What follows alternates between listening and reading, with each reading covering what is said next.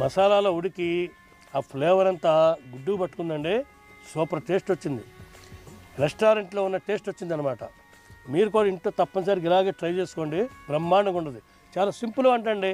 Mutton biryani, chicken biryani లెక్క కాదు ఇది. ఎగ్ బిర్యానీ కాబట్టి చాలా బాగా వస్తుంది అనమాట.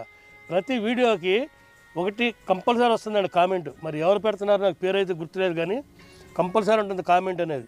ఆయనకి చెప్తున్నాను, మీరు ఇదే విధంగా ట్రై చేసుకుని తిని చూడండి. టేస్ట్ ఎలా వచ్చిందో కామెంట్లో పెట్టండి. ఓకే, చాలా బాగుంది అనమాట. మంచి టేస్ట్ వచ్చింది. రైస్ కానీ ఎగ్ కూడా చాలా బాగుంది.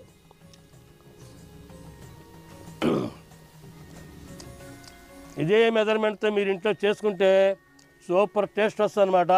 నేను చెప్పడం కాదు, మీరు చేసుకుని తిని ఆ రుచిని ఆస్వాదించి కామెంట్లో పెట్టండి. ఓకే, పెరుగు చట్నీ కలుపుకోలేదండి, పెరుగు చట్నీ కలుపుకుని తింటాను.